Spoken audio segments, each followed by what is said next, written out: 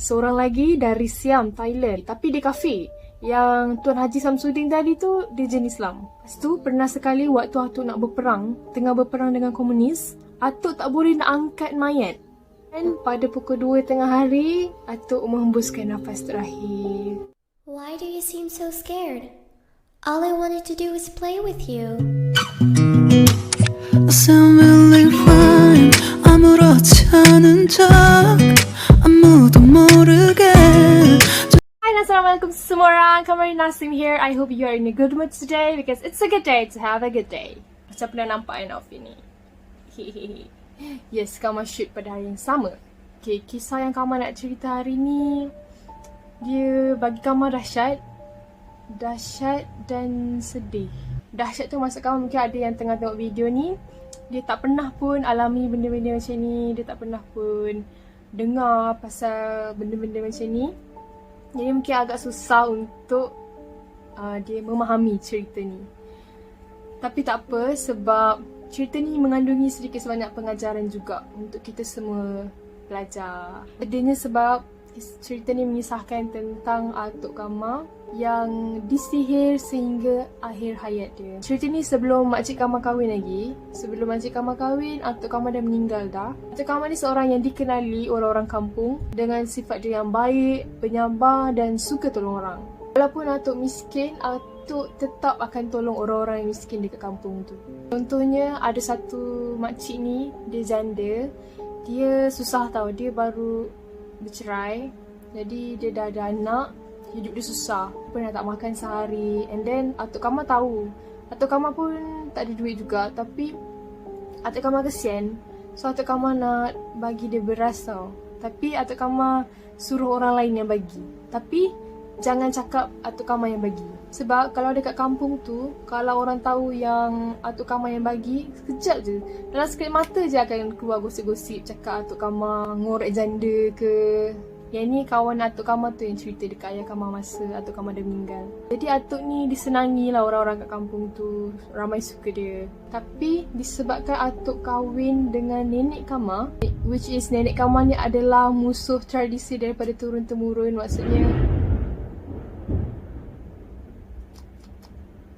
Maksudnya meramai kat kampung tu yang dengki dengan nenek Kama punya keturunan ni. Tu nenek Kama ni dia antara perempuan yang cantik lah dekat kampung tu. Muka dia macam ada Jepun-Jepun, Japanese sikit. Jadi Atuk secara tidak langsung involve lah, terkenalah dengan buatan-buatan orang ni. Jadi Kama akan cerita pasal nenek dulu. Hujan.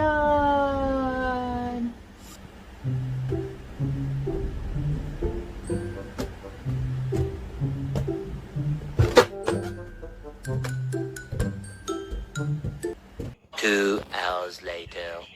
Dekat 1 jam tunggu hujan berhenti. Hi, welcome back to my channel. Okay, sama balik. Masa nenek Kama remaja, anak dara, keluarga yang dengki sebenarnya ni daripada moyang nenek Kama. Tapi tak dapat nak cerita detail pasal benda ni sebab waktu nenek Kama cerita dekat ayah Kama macam malah nak ambil tahu. So, nenek Kama cerita kat ayah Kama cerita kat Kama cerita kat korang. Sampai akhirnya ada orang ni datang meminang nenek Kama. Tapi, keluarga nenek Kama tolak. Bukan apa, zaman dulu, kahwin ni ditentukan oleh keluarga. Sepupu kahwin dengan sepupu. Ada orang lain, dia nak dalam keluarga tu juga. Jadi, nenek Kama ni kahwin dengan sepupu, which is Atuk Kama. So, orang yang datang meminang tadi tu terpaksalah family nenek Kama tolak. Dan dari situlah guys, nenek kena seteruk-teruknya sihir ni. Nenek Kama ni dia kerja kampung. Ayah nenek Kama, which is moyang Kama lah kan, dia kerja nelayan dekat laut. Satu hari ni nenek jatuh sakit. Nenek jatuh sakit sebab buatan orang. Dia nenek menderita sampai nenek buta. Pagi tu nenek buka-buka mata, baru bangun dari tidur. Buka-buka mata, korang bayangkan, kelopak mata korang tu buka, tapi apa yang korang nampak hanyalah kegelapan. Jadi masa tu memang jauh lah nak pergi hospital, klinik pun tak ada lagi dekat kampung tu. Tak dapat nak berubat dengan ubat. So terpaksa berubat dengan tradisional dekat kampung. Nenek dah buta, nenek tak boleh nak bekerja lagi. Setiap hari nenek nangis. Tu makcik saudara nenek Kama ni dia kata, tu sajalah tu buat-buat buta. Lenang-lenang lah duduk kat rumah. Sebab yelah nenek tak boleh nak buat apa-apa, tak boleh nak kerja. Jadi duduklah kat rumah. Mak saudara dia pula cakap macam tu. Then Atuk Kamar cari seorang tukar ubat ni. Dia memang bomoh lah. Pasal dulu zaman-zaman Atuk ni susah nak cari ustaz. Sebab zaman tu British memang tak suka orang Melayu dekat dengan agama Islam. Dia nak orang Melayu ni have fun. Okay. Sebab itulah kalau korang tanya mak korang, Mak Kamar sekarang umur 50 lebih. Zaman Mak Kamar tu perempuan tak pakai tudung lagi. Kat sekolah pun tak ada yang pakai tudung lagi. Kalau ada pun pakai scarf. Scarf yang nampak leher tu kan. Ilmu agama tu kurang orang yang berdakwah zaman tu. Cari ustaz pun susah. Yang ada pun Tok Imam yang jadi bila kat masjid kampung tu, yang jadi imam dekat masjid kampung tu. Jadi Atuk terpaksa juga bawa nenek pergi berubat. Lepas tu tukang ubat ni katalah, ini kena sihir ni, kita kena ambil barang tu cepat. Kalau tak, kemungkinan dia akan buta selama-lamanya. Lepas tu Atuk pun bawa lah bomoh tu, orang tukar ubat tu pergi kat rumah, and then cari barang tu. And then orang tukar ubat tu jumpa barang tu dan dia buka slow-slow. Barang sihir tu lah kan, yang macam orang selalu balut dengan kuning lah, balut dengan kain kafan lah. Dia buka slow-slow dan nenek Kamar perlahan-lahan boleh melihat. And then disebabkan nak lindungi nenek Kamar, orang berubat tu dia bagi 3 benda. 3 orang untuk mendampingi nenek Kamar. Tapi bukan nenek membela, nenek tak membela, dan itu bukan saka nenek. Tapi setiap kali nenek tumbang, setiap kali nenek jatuh, pingsan, mesti 3 orang ni akan datang. Rupa-rupanya ni lah 3 saka yang Kamar selalu mention dekat video-video sebelum ni. Rupanya diorang ni datang dari sini. Seorang dari Pulau Besar Melaka, nama dia Tuan Haji Samsudin. Seorang lagi dari Siam, Thailand. Waktu tu tak panggil Thailand, waktu tu panggil Siam. Tapi dia kafir. Yang Tuan Haji Samsudin tadi tu, dia jin Islam. Seorang lagi bisu, pun jin kafir juga. Tapi ayah tak tahu dua-dua nama jin kafir tu sebab nenek Kamar selalu sebut si bisu dengan Siam. Tapi betul, kalau ada apa-apa memang diorang 3 ni akan datang. Maksudnya diorang tidak menjelmakan diri diorang depan manusia, depan kita semua. Tapi diorang masuk melalui nenek Kamar. Diorang akan berkomunikasi dengan ayah melalui badan nenek Kamar. Tapi nenek tak bela, memang tak ada bagi diorang makan kambing hitam lah apa semua tu. And ada lagi satu saka turun-temurun daripada moyang nenek Kamar. Dia memang jaga keluarga nenek Kamar. And dia adalah si tunggal. Kamu selalu mention juga si tunggal ni kan. Dia memang tak dihiraukan oleh nenek. Dia macam-macam tu je lah. Kalau dia nak tolong, dia datang tolong. Sebab memang sekeras mana pun dia paksa nenek still tak hiraukan dia. Nenek memang tak nak bela dia. Tapi yang selalu datang 3 yang tadi tu. Jin tadi tu.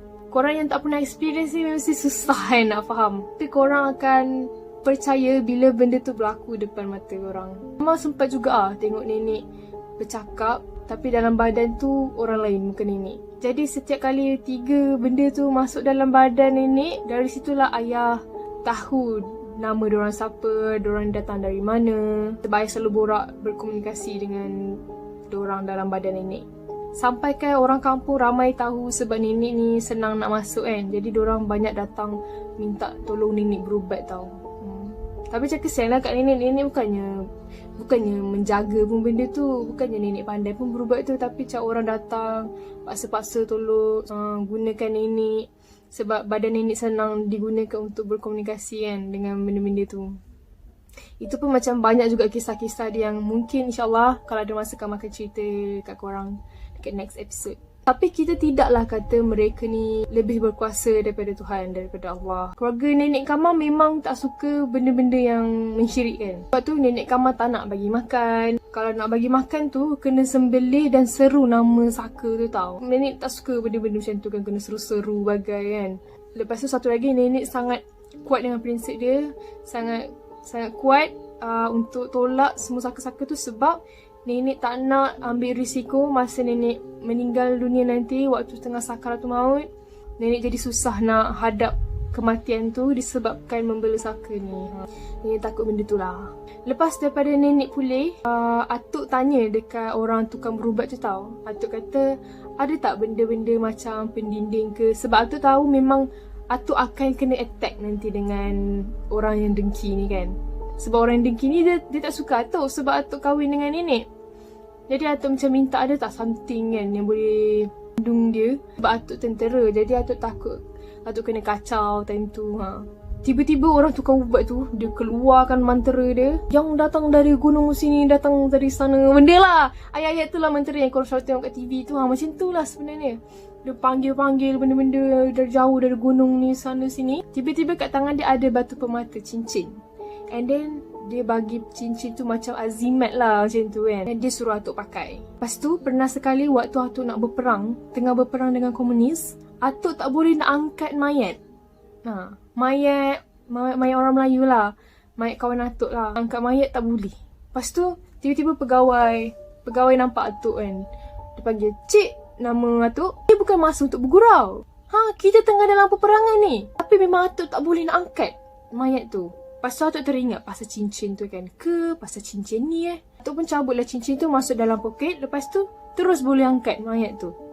Rupanya cincin tu ada pantal larang dia dan sebagainya. Dan banyak kali juga peluru komunis tu tak kena dekat Atuk. Kadang-kadang Atuk pernah kena tembak tapi peluru tu tak kena. Dan sebab itulah orang yang nak sihir Atuk ni tak dapat benda tu tak sampai dekat Atuk. Dia memang nak kenakan Atuk, tapi disebabkan cincin yang Atuk pakai tu, benda tu dia tak boleh. Benda tu tak sampai dekat Atuk. Satu hari ni nenek sakit tau. Nenek sakit, lepas tu waktu tu macam terdesak. And pakcik Kamal dia panggil lah orang tukang berubat kan. Dan yang dia panggil orang tukang berubat tu adalah orang yang nak sihir nenek Kamal dengan Atuk Kamal ni. Yang dengki dengan diorang ni waktu diorang kahwin tu. Pakcik Kamal silap kat situ lah. Sebab pakcik Kamal tak tahu yang orang tu jahat. Pakcik Kamal macam kawan lah dengan dia. Minta tolong weh sini. Lepas tu dia pun datang. Dan inilah kesempatan dia dan peluang dia yang besar untuk hantar barang-barang santau tu dekat rumah nenek Kamal. Waktu tu nenek Kamal tak sedar. Jadi nenek Kamal tak boleh nak halang. Sebab nenek Kamal tengah tak sedar, dia tumbang lagi. Lepas tu dia masuk, dia panggil dia punya benda-benda tu tau. Dia panggil dia punya belaan-belaan dia. Dia kata, kalau nak berubat, bagi dia, adalah makanan-makanan yang dia minta. Lepas tu pakcik Kamal sedia kan lah. Lepas tu Atuk Kamal pun baru sampai. Atuk Kamal pun macam tak jangka lah yang dia ni ada niat jahat. Dia makan gelojo gila tau makanan-makanan tu. Seolah-olah macam benda belaan-belaan dia tu yang sebenarnya makan. Tengah makan benda tu. Lepas tu dia, betul lah dia ubatkan nenek. And then nenek dah sedar. Lepas tu dia pun berbual-bual lah dengan Atuk. Tiba-tiba dia nampak cincin yang Atuk pakai. So dia kata, tengok cincin tu. Atuk pun cerita lah pasal cincin tu kan. So orang tu kata, oh cincin bagus cincin ni. Apa kata kita bagi dia kuat lagi. Bagi dia lagi bertenaga. So Atuk pun cabut lah cincin tu bagi dia. Lepas tu dia ambil lah cincin tu. Dia letak limau. Macam-macam lah guna kaedah dia. Rupanya dia matikan benda yang melindungi Atuk selama Atuk pakai cincin tu. Pada situlah satu-satu Atuk kena sihir. Nenek start lah marah tu. Kenapa bawa dia? Dah tahu dia yang bagi sihir tu semua. Lepas tu Atuk macam mana nak jangka kan. Ingatkan dia dah baik ke apa. First kali Atuk kena dekat muka. Bahagian muka Atuk kat pipi ni merah macam udang bakar. Lepas tu Atuk sakit. Kalau sejuk memang sejuk betul. Kalau panas memang panas betul. Seolah-olah macam orang yang sihir tu dia gunakan patung. Dan patung tu macam patung tu mewakili Atuk. Dia letak patung tu dekat atas api, Atuk akan panas rasa macam nak meletup.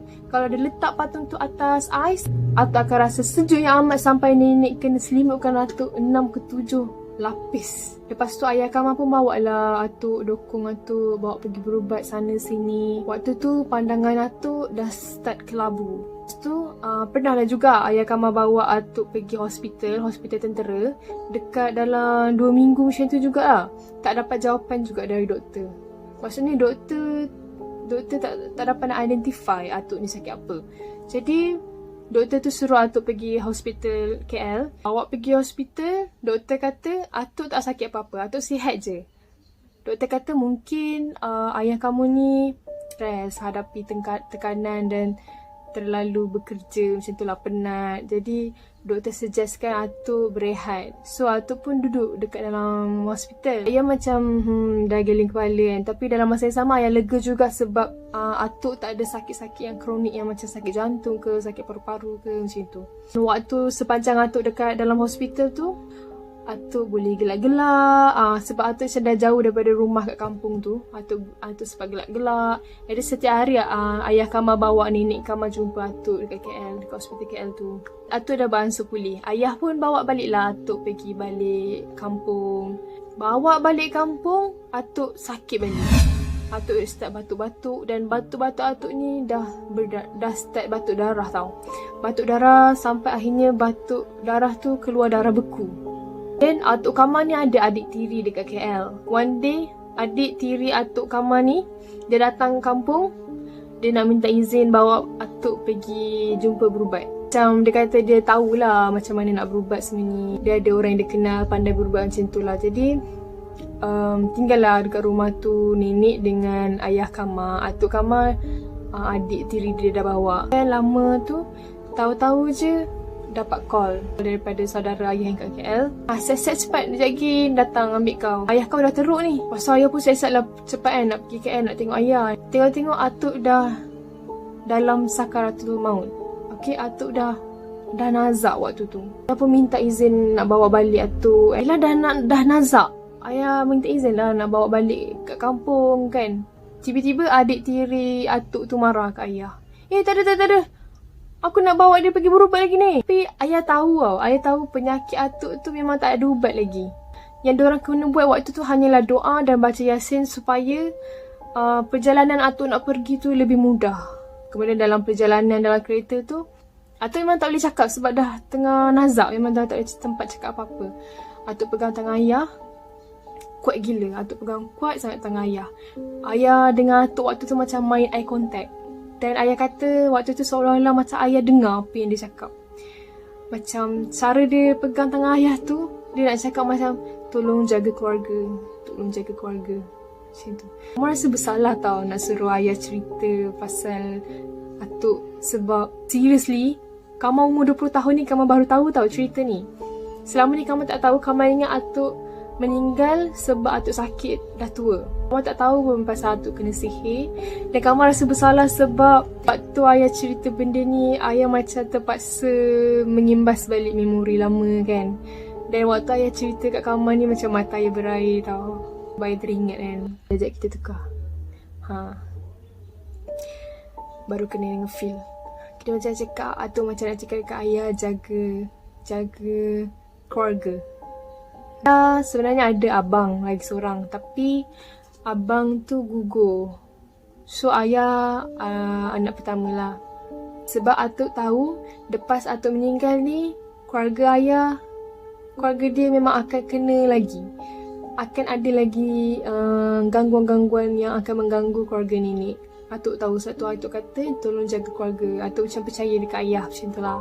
Dan pada pukul 2 tengah hari, Atuk menghembuskan nafas terakhir. Dan ayah kata mungkin kalau Atuk masih hidup sekarang, mungkin Allah dah lorongkan ke arah perubatan yang lebih baik lah. Bukan dengan bomoh-bomoh ni lah maksudnya. Sebab yelah dulu tak ada ilmu sangat, nak cari ustaz pun tak ada. Jadi terpaksa.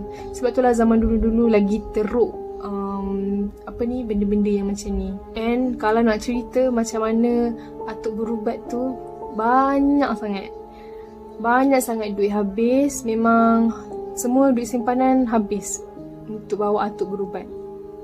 Okay, ni tak kira lagi kena tipu. Pernah waktu tu, ini macam kira first time ayah hadap dengan bomoh-bomoh ni.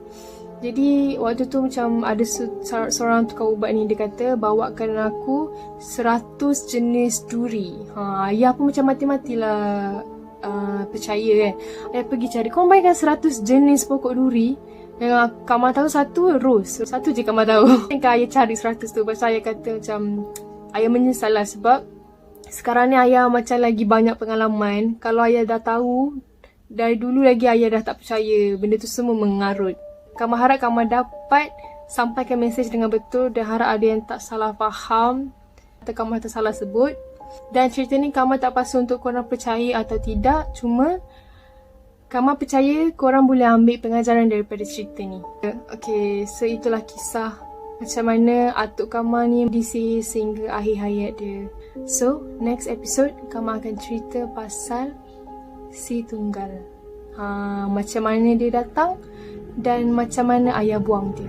So thank you sebab tengok video ni sampai habis. For those who are new in my channel, don't forget to hit the subscribe button below and turn on the notification bell so that you will not miss any video that I post.